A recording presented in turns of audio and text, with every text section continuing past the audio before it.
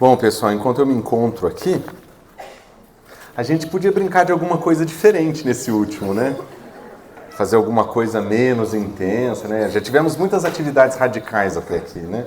Deixa eu fazer uma pergunta para vocês. Quantos de vocês não receberam esse material? Ou não, deixaram de receber aqui? Todos receberam? Ninguém foi omitido na distribuição dos elementos? Então tá jóia. Gente, o que é isso aqui? Isso aqui é um guia para você levar para casa o aprendizado que você teve aqui. Nesse material que você tem para anotações, você tem o esboço de todas as mensagens com as suas anotações, mas nesse guia nós estamos encaminhando para vocês mais uma reflexão com estudos. Nós temos um guia de estudo preparado para vocês, baseado nessa série de mensagens que nós tivemos aqui. E cada uma da série de estudos tem um guia de estudo com os versículos que foram usados nas mensagens, com perguntas específicas para vocês fazerem juntos, como casais ou individualmente. Mas nós temos também, depois desse guia de estudo, um devocional. São reflexões que vão levar para vocês 5 minutos do seu dia. Nós pensamos em coisas que pudessem ser pequenas, que pudessem relevar princípios que nós aprendemos aqui, com versículos que nós estudamos aqui, e com uma pergunta de reflexão por dia, baseado nos estudos que nós fizemos.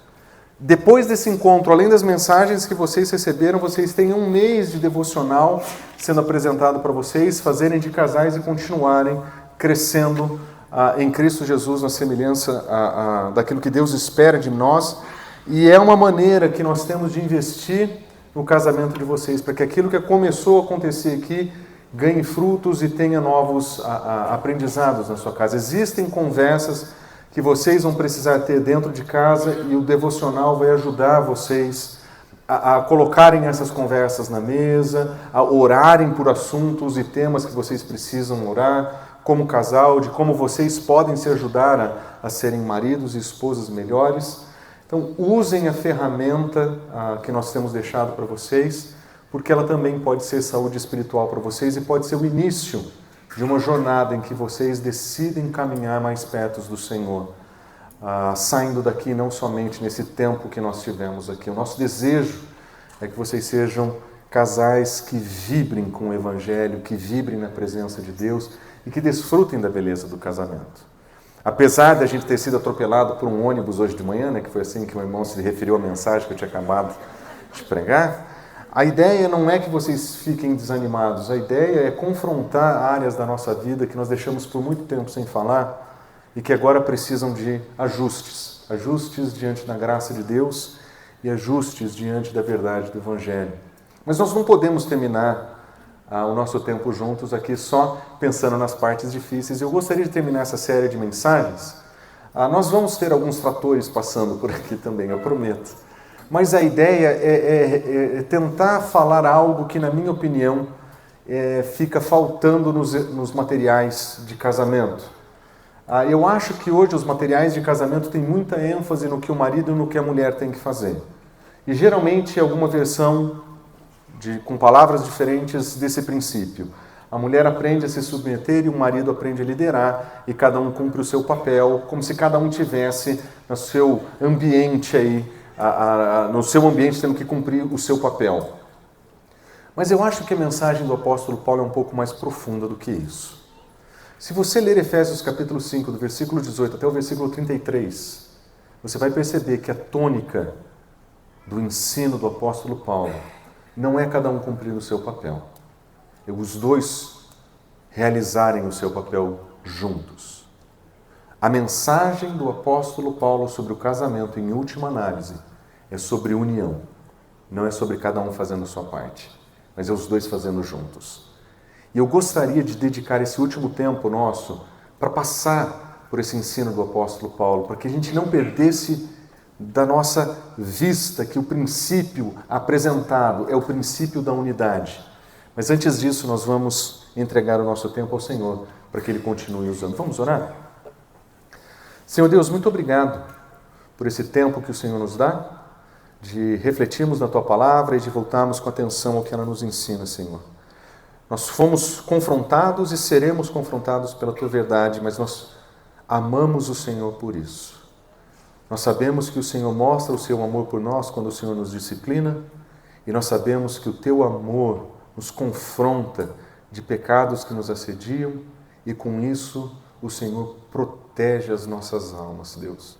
Nós sabemos que o Senhor usa a sua palavra para nos confrontar, mas também para nos consolar. E hoje nós pedimos, nesse nosso último encontro, que a sua palavra, Senhor, seja poderosa nos nossos corações e que esse tempo de reflexão de uma vida centrada no Evangelho continue por muitos dias enquanto nós continuamos os nossos devocionais, Senhor. Nós pedimos que o Senhor use a sua palavra nos nossos corações. Oramos em nome de Jesus. Amém. Dos grandes desafios dos nossos dias é um casamento que dure. Quando nós ouvimos 26 anos de casamento, nós falamos, uau, que meta. Mas já que nós fizemos isso, quem tem mais que 26 anos de casamento? Sim? Vamos lá. Quem dá mais? 37. 30. Eita! Tá? 42. Ouviu uma salva de palmas, irmãos?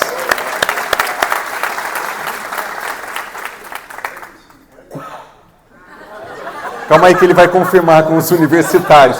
Dá uma olhadinha, parece que no anel tem uma data. 42, 44? 44. 44. Quem dá mais? 44. 45. Quem dá mais? 40 aí? Alguém falou 47? Eu perdi? Não? 45? Que isso, hein? Agora 45. Gente, um casamento de longa data é algo muito raro nos nossos dias. Nós estamos vivendo dias onde o nosso individualismo tem nos levado a viver vidas centradas em nós mesmos. A vida moderna é uma vida de si para si mesmo. Nós queremos os nossos objetivos, os nossos benefícios, e tem sido muito difícil pensar de maneira coletiva, que dirá a fazer uma família ou constituir um projeto de vida chamado casamento. É por isso que quando nós falamos sobre casamento nos nossos dias, o que nós temos mais medo de ouvir é a palavra divórcio. Divórcio é uma daquelas palavras que não deveria fazer parte do nosso vocabulário. Nós não deveríamos incluí-lo nas nossas brigas, nós não deveríamos incluí-lo nas nossas negociações de problemas, mas infelizmente o divórcio tem sido uma realidade desse mundo em trevas. Esse mundo que rejeitou a verdade do Evangelho, esse mundo que rejeitou a verdade de Deus, que não vive para a glória de Deus, a realidade do divórcio é assustadora. Nós vemos uma notícia sendo apresentada no início do ano que dizia o seguinte: divórcios voltam a bater recorde no país, de acordo com o IBGE. O número de divórcios no Brasil atingiu um novo recorde. O total representou uma alta de 16,8% em relação a 2020, quando o dado tinha sido feito antes da pandemia. Nós vimos um crescimento do divórcio no período pós-pandemia, e nós acreditávamos que aquilo tinha sido efeito do tempo confinado, que as pessoas conseguiram se ver melhor e falaram, Jesus, sai fora. E muito casamento acabou. Mas não foi só isso. Porque o mercado reacendeu, nós voltamos com basicamente todas as nossas atividades, vários dos nossos trabalhos foram flexibilizados com tempo em casa e tempo no trabalho, mas os divórcios continuaram crescendo no país. Os dados mostram que nós estamos vivendo talvez um momento de maior número de divórcios na nossa sociedade. Mas quais são as razões principais alegadas pelas pessoas que estão se divorciando? Observe essa notícia. Falta de sexo e finanças são os principais motivos que levam ao divórcio. Observe o que diz o advogado. Já fiz milhares de separações e antes, 80% delas tinham como causa o desajuste sexual. Mais recentemente, a liberação dos costumes reduziu as surpresas nesse campo, mas ampliaram os desentendimentos em defesa da individualidade. Falta de sexo não é porque os casais não namoram mais.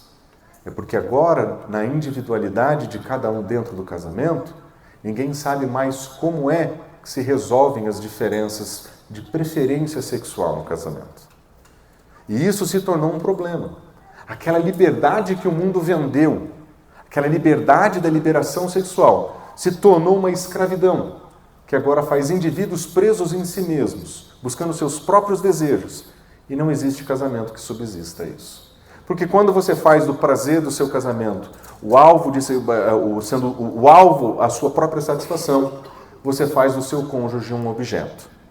E ninguém quer ser tratado como objeto.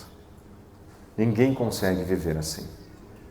No nosso mundo depravado e caído, casamentos acabam por problemas financeiros com frequência e por problemas de imoralidade sexual, incluindo a falta de atividade sexual. Mas existe um outro dado que é preocupante, que no nosso mundo aí fora nós temos ouvido muito sobre violência dentro de casa. E é assustador o como nós temos ouvido relatos de violência dentro de casa. Não sei se vocês lembram, no ano passado, um vídeo que viralizou de um homem na China, de carro, que nós vemos ele repetidas vezes indo com o carro para frente e para trás. Vocês lembram dessa imagem? Quando a imagem é aproximada, você percebe que ele está indo para frente e para trás em cima de alguém.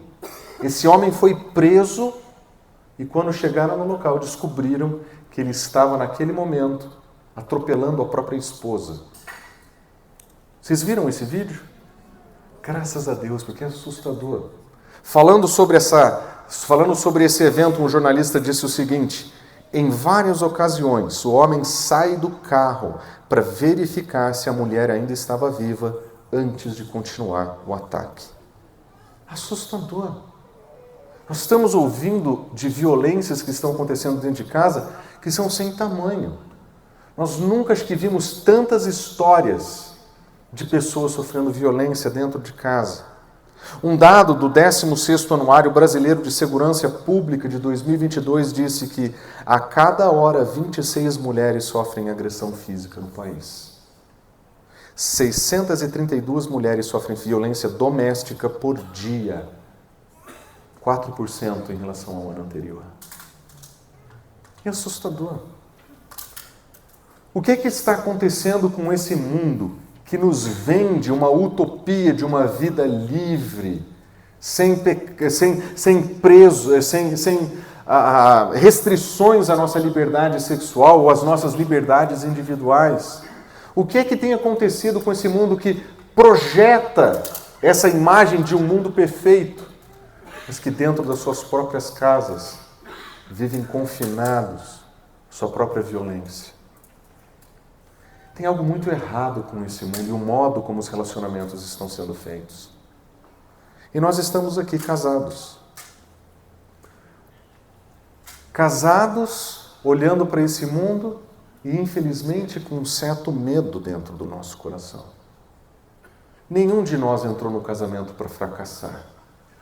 Mas alguns de nós sentem que têm fracassado e que estão vivendo dias em que podem ser os últimos dias de um casamento.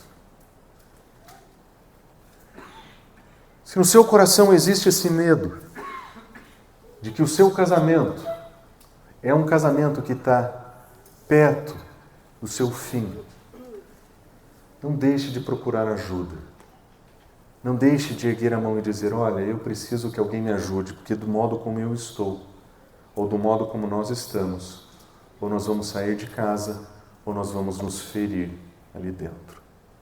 E eu sei que parece assustador falar isso num encontro de casais da igreja, mas você vai ficar surpreso em saber que o pecado não mora só lá no mundo, que nós somos pecadores miseráveis e que às vezes nós também temos levado para dentro de casa comportamentos terrivelmente ruins e que podem estar minando a saúde do nosso casamento.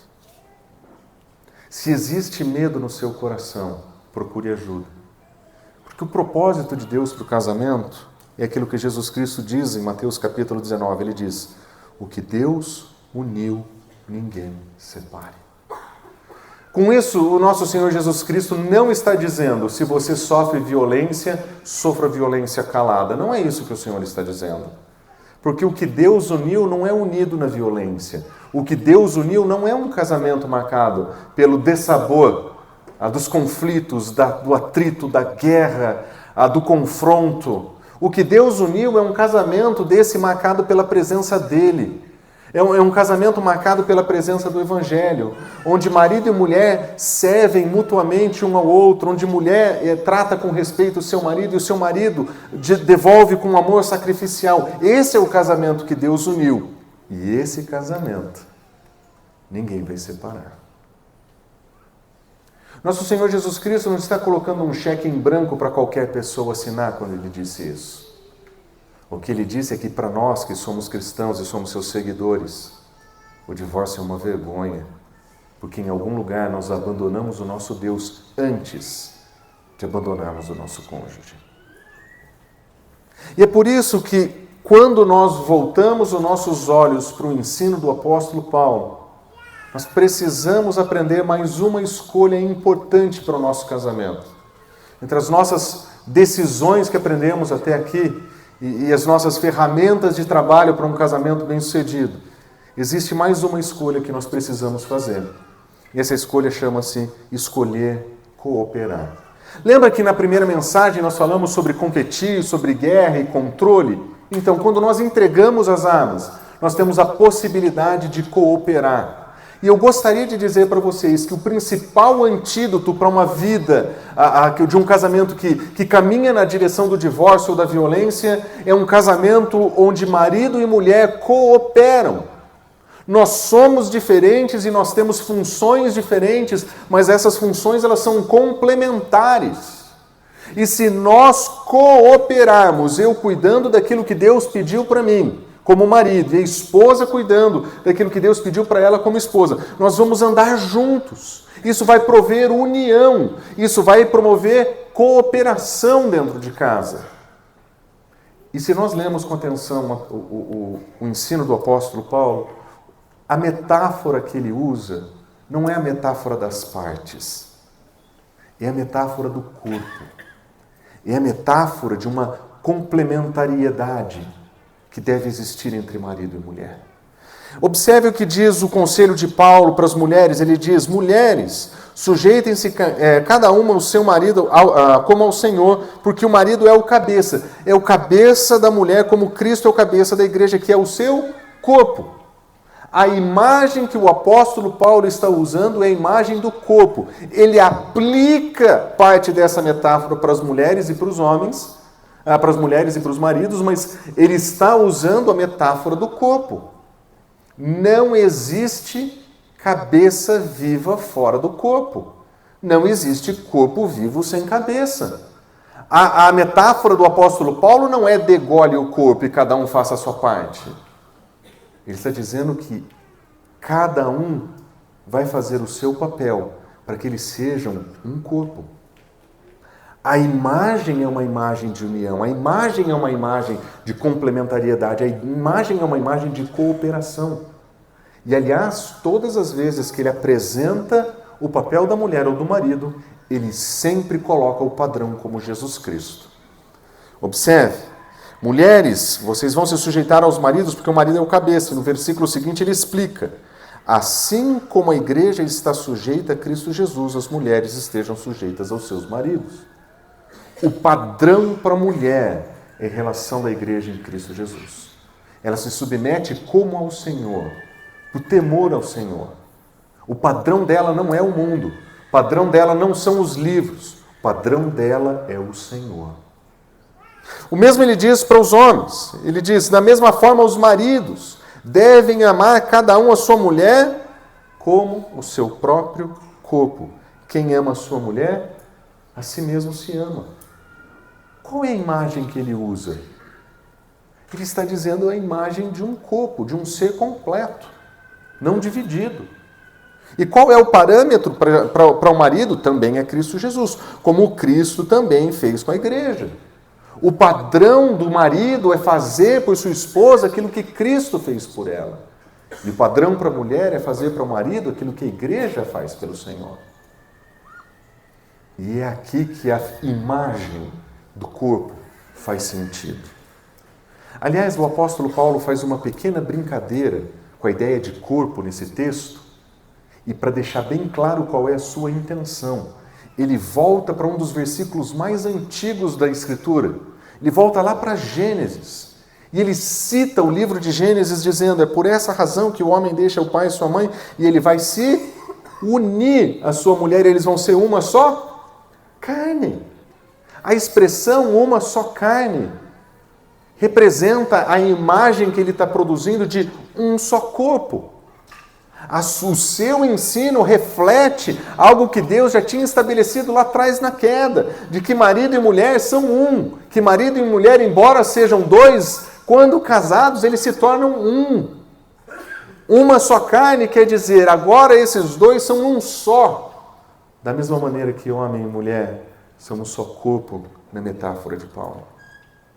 E é muito interessante que quando Jesus Cristo ensinou aquele versículo que Deus uniu, ninguém separe, ele alude a exatamente o mesmo texto no Antigo Testamento. Ele diz, vocês não leram que desde o princípio o Criador fez homem e mulher? E ele disse, por essa razão o homem deixa seu pai e sua mãe e se unirá à sua mulher e os dois se tornarão uma só carne. Assim, eles já não são dois, mas um. Portanto, o que Deus uniu, ninguém separe. Você percebe que tanto Cristo, quanto o apóstolo Paulo, quanto Deus na criação, eles estão dizendo que o casamento é uma unidade. Que nós não podemos pensar no casamento como dois, mas como um. Você percebe que a linguagem do apóstolo Paulo não é cada um fazendo a sua parte de um jeito, mas os dois, juntos, unidos. A imagem do apóstolo Paulo, a imagem de Cristo Jesus, o ensino de Deus desde o Antigo Testamento é que o casamento tem que ser desfrutado em unidade, não em competição, não em controle, não em disputa de poder, mas unidade. É essa a cooperação que ele espera. E qual é a proposta então do apóstolo Paulo para essa cooperação? O apóstolo Paulo resume tudo o que nós falamos aqui de uma maneira muito brilhante e muito simples. Ele diz, portanto, cada um de vocês ame a sua mulher como a si mesmo. Você vai amar a sua mulher como você se ama, que também é uma aplicação da lei do amor de Cristo Jesus. Mas ele vai dizer, e a mulher trate o marido com todo respeito. Amor do marido, respeito da mulher. É isso que o apóstolo Paulo está ensinando. Ele diz em Efésios capítulo 5, 33, esse princípio que ele resume tudo o que ele ensina sobre o casamento. Ou seja, essas duas coisas precisam acontecer ao mesmo tempo no mesmo lar, no mesmo relacionamento. Amor e respeito como duas formas do marido e da mulher serem um, serem unidos. E é muito interessante que quando o marido ama sacrificialmente a sua mulher, ela responde com respeito. E quando ela trata o seu marido com respeito, ele responde com amor sacrificial. E essas duas posturas se tornam o modo do casamento do casal. Se tornam a unidade de propósito do casal. Porque o antídoto para o divórcio, o antídoto para a violência dentro de casa, é seguir o conselho que Deus tem para o casamento, onde o marido ama sacrificialmente e a mulher trata com respeito. O princípio é simples, a prática nem tanto. Mas quais são os perigos para esse princípio, então? Quando nós lemos a nossa realidade, nós olhamos para fora, o que é que nós estamos vendo que pode ser um perigo para as nossas famílias, para o nosso casamento? O primeiro grande perigo que eu gostaria de pontuar é a vida individualista. Nós já sabemos, nós estamos sendo formados para sermos indivíduos autônomos e sozinhos desde o Jardim 3. Quando a professora Cristiane estava te ensinando a desenhar, ela falava, não olha no do amiguinho. A gente está aprendendo a fazer tudo sozinho o tempo inteiro, desde cedo. A escola está preparando a gente para a nossa carreira profissional, para os nossos sonhos, para os nossos propósitos. Nós fomos criados em um mundo individualista para sermos indivíduos que não dependam de ninguém. O problema é que o fim desse individualismo é a solidão. Porque se você quiser ser um indivíduo, você vai ficar sozinho. Porque ninguém vai ser bom o suficiente para você. Ninguém vai poder contribuir com o teu propósito, a não ser que ele seja um capacho para você. Fim do individualismo e solidão. E nós temos visto isso. E a nossa sociedade vai construir em larga escala, especialmente nos próximos anos. Nós vamos ver uma superpopulação da tia do gato. Você lembra da tia do gato que ia alimentar pombo na praça? Que a gente olhava lá atrás e falava, nossa, que situação esquisita. Aquela mulher que ficou sozinha, que foi rejeitada, que foi abandonada e que não tinha para onde ir se não encontrar conforto no cuidado dos animais. Pois bem, no nosso futuro, nós vamos ver a proliferação da tia do gato por decisão. Antigamente, a tia do gato tinha sido abandonada e rejeitada. Nos nossos dias, nós vamos ver o tio e a tia do gato escolhendo viver sozinho com seus bichos dentro de casa. Porque o fim do individualismo é a solidão. Indivíduos centrados em si mesmos são os maiores inimigos da graça. E a vida individualista vai destruir o seu casamento. Quando nós olhamos para o ensino do Evangelho na nossa vida, nós vemos Paulo dizendo em 2 Coríntios, falando sobre Jesus, ele morreu por todos, para que aqueles que vivem já não vivam mais para si mesmos, mas para aquele que por eles morreu e ressuscitou. Em Cristo Jesus nós fomos libertos da individualidade, do egoísmo. Nós não precisamos mais viver para nós mesmos, nós vivemos para o nosso Senhor. Nosso alvo de vida é viver para Cristo. Isso significa que, como maridos, eu vou viver para Cristo, amando sacrificialmente a minha esposa, não buscando os meus próprios interesses, porque eu já não vivo mais para mim. E a esposa vai decidir viver para Cristo, porque ela já não vive mais para ela, mas para o seu Senhor. E ela vai escolher tratar com respeito o seu marido. Esse é um casamento que tem chance de vigorar anos e anos, sem precisar falar sobre divórcio. O individualismo vai matar o casamento. E se nós não deixarmos para trás a mentalidade individualista desse mundo, nós corremos o risco de fracassar no nosso casamento. Por isso, meus irmãos, abandonem todo tipo de egoísmo. Tirem da vida de vocês todo desejo egoísta. Deixe de pensar no seu cônjuge como alguém que existe para te satisfazer. E exerça o seu papel em Cristo Jesus de amor e respeito. E se importe com a sua esposa e com o seu marido com quem você se casou. Dê valor primeiro para ele. Sirva, cuide, proteja. Abandone o egoísmo. Pense de maneira coletiva, mas unida. Como nós podemos resistir juntos com o Senhor os desafios dessa vida moderna individualista. Existe um segundo problema que eu vejo nos nossos dias, que é a tal da vida financeira dividida. Um dos subprodutos do individualismo que hoje as pessoas entram no casamento, mas eles já entram se preparando para sair. Então eles mantêm contas separadas, porque é mais fácil de separar no divórcio, eles mantêm recursos separados, contas separadas, e o máximo que eles fazem é dividir quem paga que conta. Muito comum entre jovens. Jovens gostam dessa postura. Eles acreditam que isso é moderno, que isso é novo, que isso é inovador. Mas jovens são incoerentes. Eles dividem a mesma cama, mas não dividem a mesma conta. Em que lugar do universo dinheiro vale mais que intimidade? Nesse mundo aí fora. Nesse mundo aí fora, dinheiro é mais importante que intimidade. Tem uma música do Resgate que eu gosto muito que diz que eles são loucos, eles confundem o dinheiro com a vida. E é isso que está acontecendo lá fora. Nós somos adeptos do culto a Mamon. Mamon é divindade financeira, que promove lucros, que promove sucesso. Mas Jesus Cristo disse que nós não podemos servir a Deus e a Mamon ao mesmo tempo. Nós não podemos servir a Deus e o dinheiro.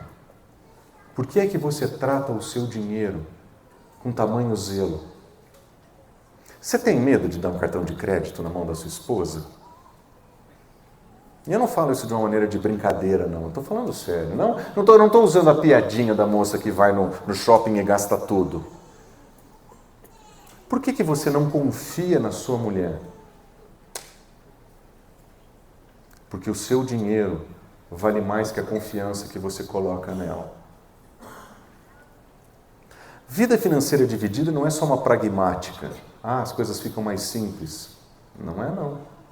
É uma escolha individualista de quem não aprendeu ainda que amor em Cristo Jesus entrega tudo, divide tudo, sofre tudo junto.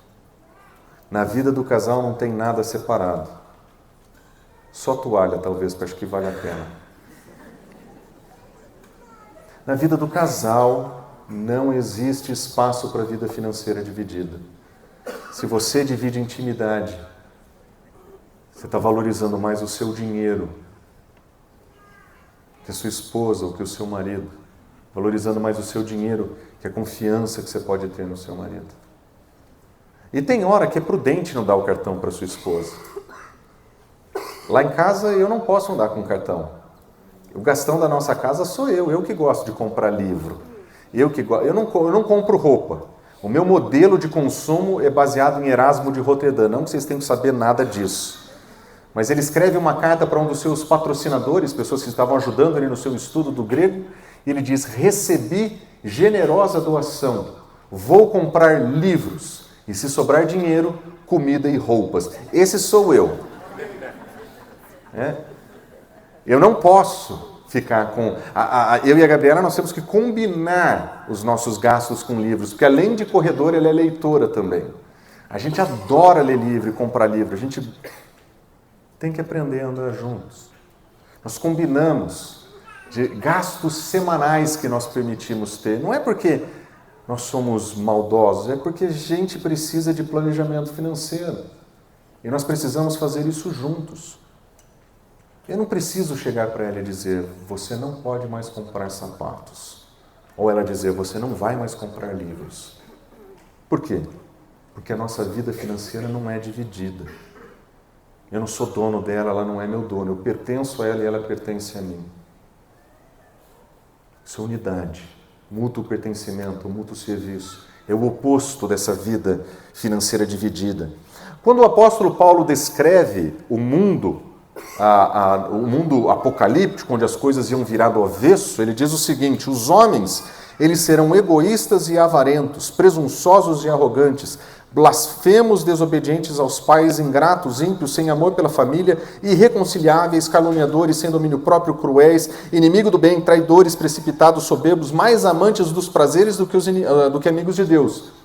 Parece o relato da nossa segunda-feira, não é isso? Esse é o mundo que a gente vive. Isso aqui é uma descrição do nosso mundo. Mas não é curioso que essa lista de coisas terríveis começa com um egoísta? Não é curioso que o indivíduo centrado em si é o início de uma lista terrível de defeitos? A avareza destrói o nosso coração. E a nossa avareza tem nos feito viver com casamentos separados, porque nós não temos a hombridade ou o caráter de lidar com a nossa vida financeira com o mesmo critério que a gente tem aprendido a lidar com a nossa vida espiritual. Mas nós precisamos fazer isso. Faz parte da maturidade do casal aprender a andar junto em todas as coisas, unidos, incluindo na vida financeira. A oração do salmista é sensacional nesse sentido. Ele diz o seguinte: inclina o meu coração para os teus estatutos e não para a ganância. Um homem e uma mulher que tem vida com as Escrituras, ele tem um coração livre da ganância. Se existe ganância no seu coração, Tem faltado palavra do Senhor na sua vida. Tem faltado dedicação ao Senhor no seu coração. Um casamento bem-sucedido não pode subsistir a esse tipo de postura. Não pode ter esse tipo de postura de vida financeira dividida. Não é pragmática, é egoísmo. E nós precisamos abandonar isso. Um terceiro perigo para um casamento que pode promover desunião é a sexualidade punitiva.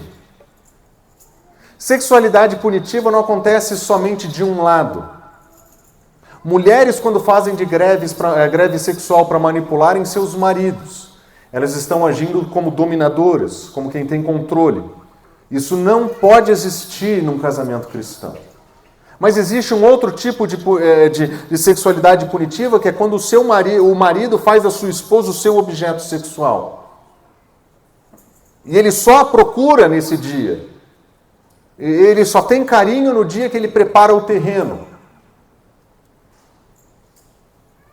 Quando nós agimos dessa maneira, nós nos comportamos como as pessoas desse mundo, que acreditam que sexo é uma arma ou um prêmio. Sexo e intimidade do casamento é o elemento mais íntimo do casamento. O apóstolo Paulo fala que a intimidade sexual do casal representa a unidade de Cristo e a igreja. Isso é um grande mistério. É o ponto mais íntimo da nossa existência.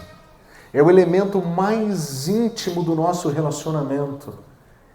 Se nós trouxermos para o nosso relacionamento a podridão desse mundo, para o nosso momento mais íntimo, como é que nós vamos subsistir unidos, se nós estamos punindo um ao outro no elemento mais íntimo do nosso casamento?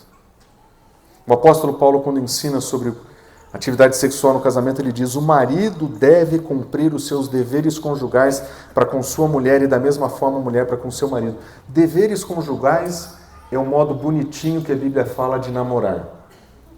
O marido tem que namorar a sua esposa e a esposa tem que namorar o seu marido. Faz parte do casamento. É intimidade do casal.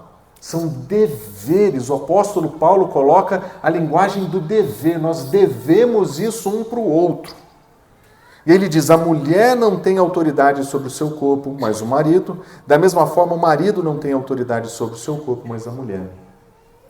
É muito interessante que isso é profundamente contracultural nos dias de Paulo. Nos dias de Paulo, era a mulher que tinha obrigação com os deveres conjugais. E era o homem que tinha poder sobre o corpo dela. Esse é o patriarcado dos dias de Paulo. Paulo não está combatendo o patriarcado com o patriarcado. Ele está combatendo o patriarcado com o evangelho. Ele está dizendo: nós temos deveres, mas nós temos deveres um para o outro. Nós estamos unidos na mesma responsabilidade de cuidar da intimidade do nosso casamento. O homem com deveres com sua esposa, a esposa com deveres para o seu marido. Mas isso é mútuo pertencimento, isso é unidade, isso não é abuso. Aliás, ele diz: a mulher tem autoridade sobre o seu próprio corpo, mas é o marido. Todo mundo em Corinto: aê, é isso, o homem tem domínio, o homem tem a autoridade sobre o corpo da mulher. E eles: mas aí ele continua: o marido não tem sobre o seu próprio corpo, mas a mulher. Homem, o seu corpo não é seu. E se a sua mulher não quiser o seu corpo hoje à noite, dorme em paz. Paulo coloca um tipo de equilíbrio no casamento que é incompatível com a sociedade do mundo antigo, que é o homem e a mulher tendo autoridade um sobre o outro na intimidade sexual. Isso significa que o casamento tem que desfrutar desse tipo de intimidade e unidade, onde nós conseguimos conversar sobre os dias que nós vamos namorar e os dias que nós não vamos namorar. Quando você dá aquela cafungada no chamego da esposa, fez: hoje, e ela olha para você dizendo: hoje não vai dar. O que você faz? É motivo de briga? Claro que não. Porque num casamento marcado pelo Evangelho, Isso não é sexualidade punitiva. Isso é sexualidade saudável. Sexualidade saudável é sexo com mútuo consentimento. Por incrível que pareça, uma invenção cristã dos dias do apóstolo Paulo, onde homem e mulher namoram juntos, unidade. Não hoje é meu dia, amanhã é o seu. Juntos. Se divide a mesma cama, divide a mesma conta, e se divide a mesma conta, tem que aprender a dividir a mesma cama. A gente precisa aprender a conversar sobre o dia de namorar e o dia de não namorar, sem ser dodói, porque tem uns homens dodói, né? Você fala, hoje não, fica, e chora a semana.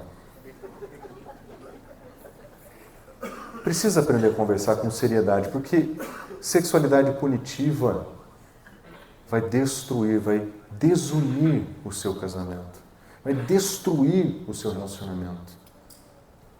Por isso o apóstolo Paulo diz o seguinte: não se recusem um ao outro. Esse princípio os meninos gostam muito, eles dizem, exceto por mútuo consentimento, durante certo tempo e para orar.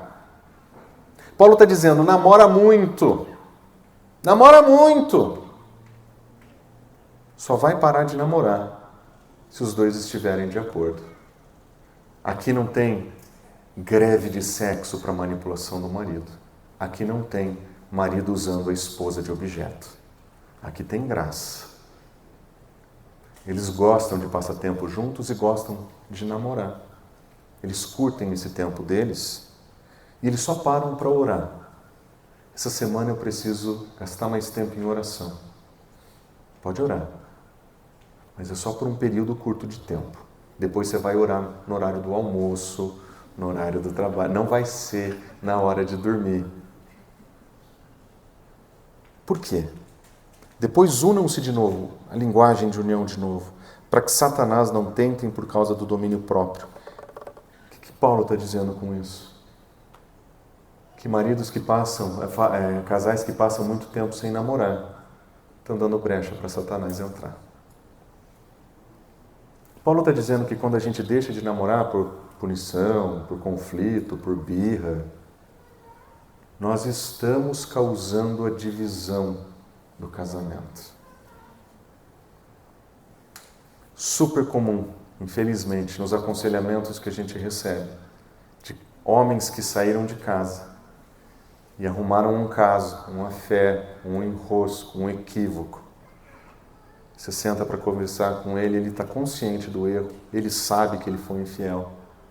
Você conversa com a esposa, fazia 3 anos que eles não namoravam. Puxa vida. 3 anos. É triste.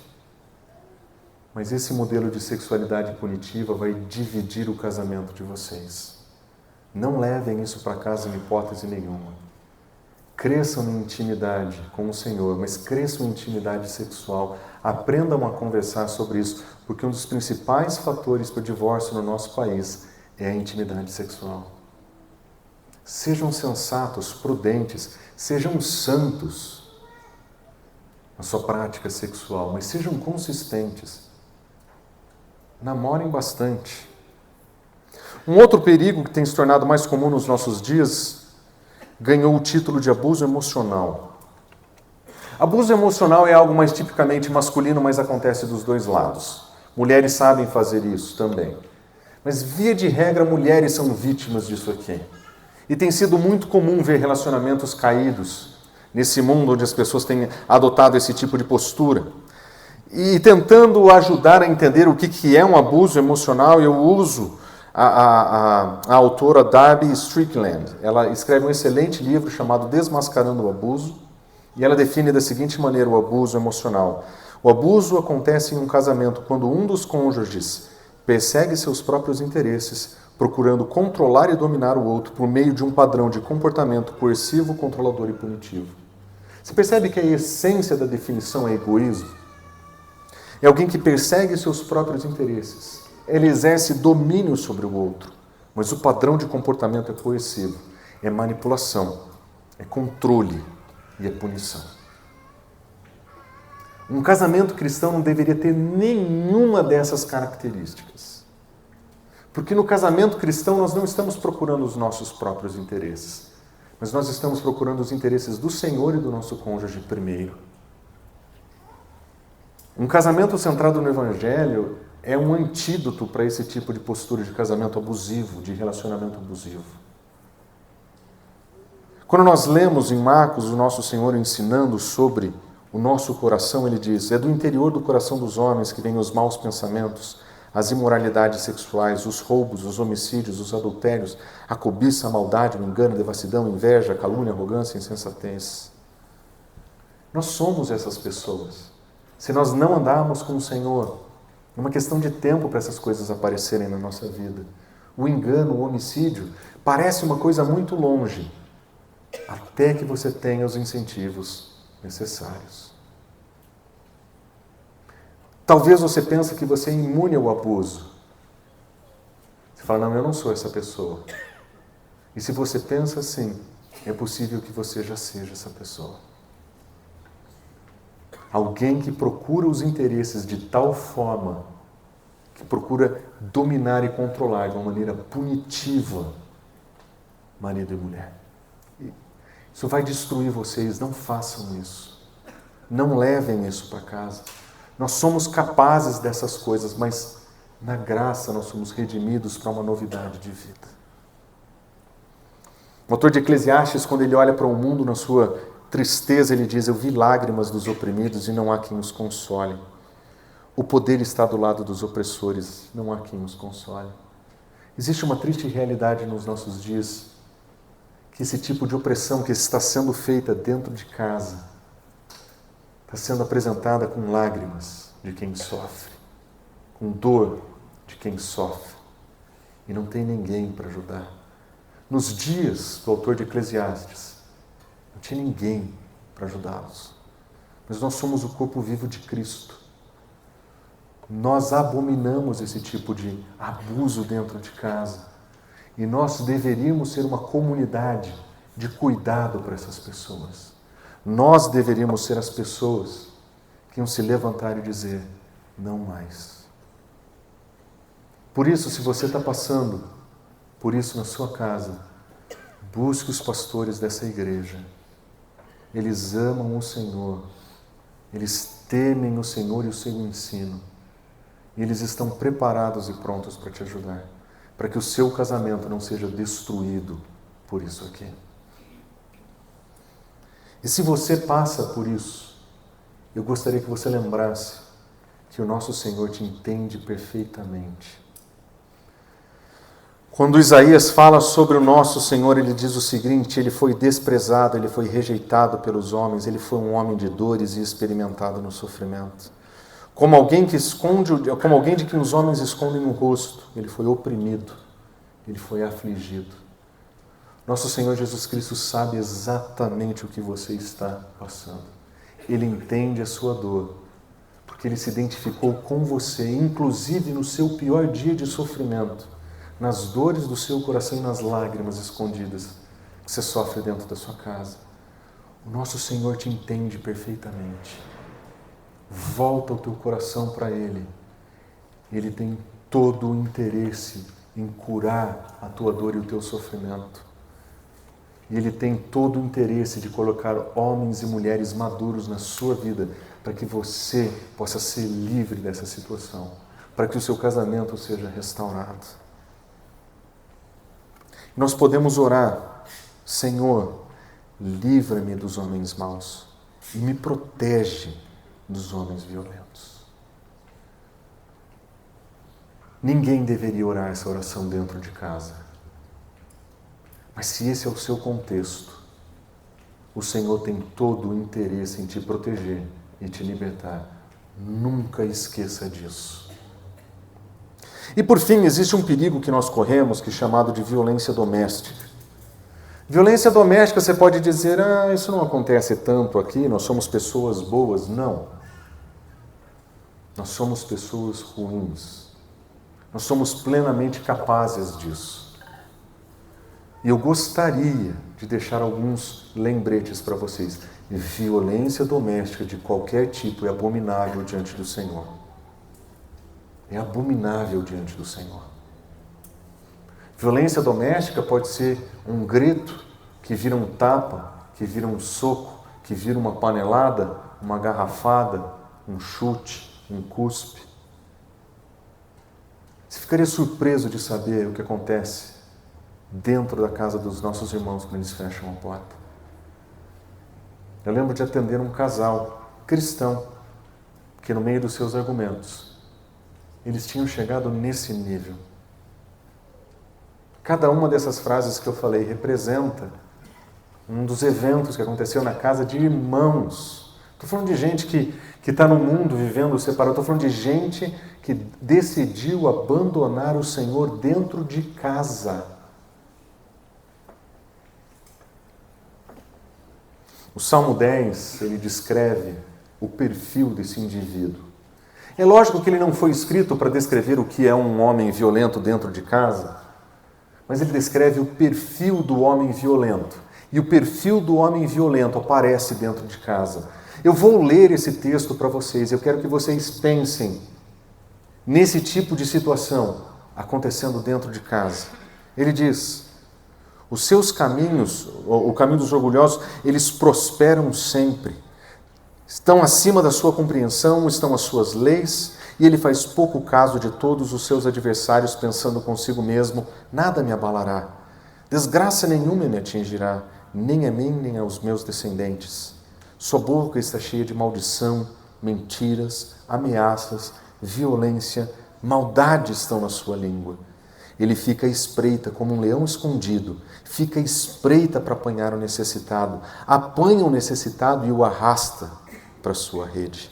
E ele pensa consigo mesmo: Deus se esqueceu, o seu rosto nunca verá isso. Esse texto não foi escrito para o homem violento dentro de casa, mas é exatamente o que o homem violento dentro de casa faz. Ele é um leão. Ele ataca o necessitado, sua esposa, e ele ataca com maldade, com ira, com violência. E ele acredita: Deus se esqueceu. Porque ninguém viu o que aconteceu dentro de casa, ele acredita que ninguém vai saber. Mas o nosso Senhor Jesus Cristo diz: não há nada escondido que não venha a ser descoberto, oculto que não venha a ser conhecido. Talvez você esteja nesse momento se achando seguro por fazer dentro de casa o que você faz. E se esse homem é você, eu queria que você soubesse: você se levantou contra o Deus dos exércitos. Você se levantou contra o Deus de toda justiça. E o Deus de toda justiça vai se levantar contra você. Se arrependa enquanto tem tempo. Porque se o nosso Senhor chegar, Ele não vai deixá-lo impune. E Ele vai levantar entre o seu povo pessoas que têm esse padrão de vida. Garantam justiça para os fracos e para os órfãos. Mantenham o direito dos necessitados e dos oprimidos. Seremos nós que vamos nos levantar contra você, para dizer para você que o que você está fazendo é uma vergonha para o Evangelho, mas é também um crime. Pouco antes de vir para um encontro, tive que participar de entrar em uma casa onde um casal tinha chegado nas vias de fato. Mulher com o olho ainda inchado do ataque, escondendo o tempo inteiro com o rosto as outras marcas que levavam do evento que tinha acontecido. E eu tive que olhar para aquele homem e dizer: você é um homem mau, vil. O que você fez é um crime. Você precisa ser levado para a polícia. Ah, pastor, mas o Senhor não perdoa? Perdoa. O Senhor não restaura? Restaura. Mas quando um ladrão rouba, ele tem que restituir. Quando um agressor bate, ele tem que ser punido. Quando um assassino mata, ele tem que ser investigado. Nós não podemos nos esconder atrás da graça de Deus e deixar de fazer o nosso papel de proteger essas mulheres que estão sofrendo em silêncio dentro de casa. Nós temos que ser aqueles que garantem o direito dos fracos. Somos nós que vamos defender o direito dos oprimidos. Somos nós que temos que cuidar dessas mulheres e protegê-las. Pastor, você disse que a gente ia terminar numa nota mais leve. Que atropelada foi essa que eu levei aqui agora? Talvez a atropelada não tenha sido para você. Mas nós não podemos esquecer que são essas coisas que estão dividindo o casamento e que estão destruindo a unidade e cooperação do casamento que Deus esperou para nós. Por isso eu queria terminar com alguns conselhos para que isso não seja realidade na sua casa. Como é que você evita esses perigos? Primeiro, o conselho que eu gostaria de dar para vocês é: seja um pacificador. Tome você a postura de exemplificar a pacificação que Cristo oferece. Seja você exemplar em dizer: eu serei um pacificador na minha casa. Aliás, em Colossenses o apóstolo Paulo diz o seguinte: que a paz de Cristo seja o juiz em seu coração, visto que vocês foram chamados para viver em paz como membros de um só corpo, e sejam agradecidos. Vocês foram chamados para viver em paz. Que essa paz de Cristo encha o coração de vocês e vocês escolham o caminho da paz dentro da casa de vocês. Segundo conselho: invista no conhecimento das Escrituras. O nosso Senhor tem sabedoria abundante na sua palavra, Ele pode nos instruir na sua palavra, e nós temos nas Escrituras tudo o que nós precisamos para uma vida santa e certa. Nós podemos encontrar nas Escrituras tudo o que precisamos para um casamento bem-sucedido. Por isso que o apóstolo Paulo diz: habite ricamente em vocês a palavra de Cristo, ensinem e aconselhem uns aos outros com toda a sabedoria, cantem salmos, hinos e cânticos espirituais com gratidão a Deus em seu coração. Conheçam as Escrituras, falem sobre as Escrituras, aconselhem com as Escrituras, levem esse conselho para dentro da casa de vocês. Terceiro conselho que eu diria é: foque na glória de Deus. Como o apóstolo Paulo fala: tudo o que vocês fizerem, seja em palavra, seja em ação, façam em nome de Jesus, dando por meio dele glórias, graças a Deus Pai. Nós temos que viver uma vida orientada a Deus, nos nossos erros e nos nossos acertos. Meu quarto conselho para você é: faça a sua parte. A unidade do casamento depende que cada um faça a sua parte. Como o apóstolo Paulo nos ensina: mulheres, sujeitem-se aos seus maridos como convém a quem está no Senhor, e maridos, ame cada um a sua mulher e não a tratem com amargura. Amor, respeito, amor e submissão. É isso que vai gerar unidade no casamento. É isso que vai fazer com que esse casamento seja próspero. E por fim eu diria: dediquem-se à oração. Dediquem-se à oração.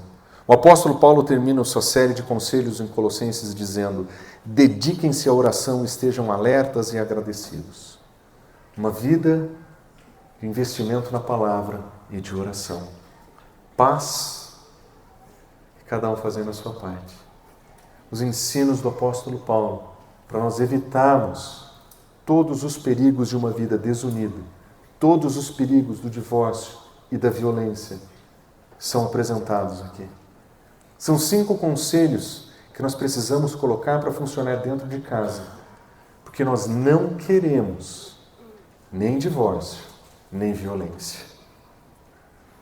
Essas duas coisas são incompatíveis com quem vive o caráter de Cristo Jesus, ou quem vive um casamento centrado no Evangelho.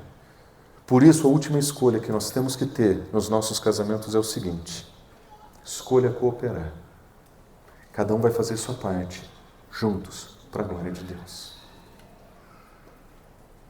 E por fim, eu queria refazer um conselho que eu apresentei a descrição de perigo que eu apresentei para vocês na nossa primeira mensagem.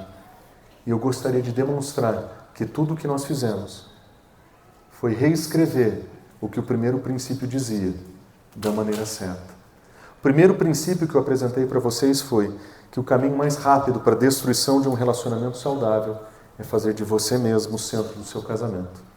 Mas eu quero terminar dizendo o que eu tentei dizer em todas essas mensagens, que o caminho mais rápido para a construção de um relacionamento saudável é fazer o Evangelho o centro do seu casamento.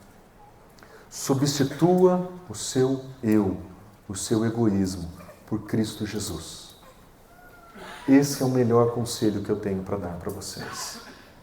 Um casamento centrado no Evangelho é um casamento aos pés da cruz, onde nós somos dois pecadores perdoados, redimidos e capacitados para viver o padrão de Deus, para a glória de Deus nesse mundo. E quando nós somos dois pecadores redimidos e nós nos encontramos na cruz, lá na cruz tem perdão, tem graça. Lá na cruz tem restauração. Na cruz tem reconciliação. Vivam o casamento de vocês aos pés da cruz de Cristo. Esse é o melhor conselho que eu posso deixar para vocês. Vamos orar? Deus, mais uma vez a Tua Palavra nos confronta e mais uma vez a Tua Palavra nos consola. Senhor, nós precisamos mais do Senhor, nós dependemos mais do Senhor, nós precisamos mais da Tua presença nas nossas vidas. Por isso nós clamamos, Senhor, tira de nós o individualismo e nos ensina a cooperar, Senhor. Nos ensina a viver um relacionamento de verdadeira mutualidade, Senhor. Nos ajuda a rejeitar as propostas desse mundo para o nosso casamento. Nos ajuda, Senhor, a abandonar os modelos de casamento quebrado desse mundo e nos ajuda a viver para a Tua glória, Senhor. Nós queremos honrar o Teu santo nome, nós queremos santificar o Teu santo nome, nós queremos viver de acordo com o Teu reino e com a Tua vontade, Senhor.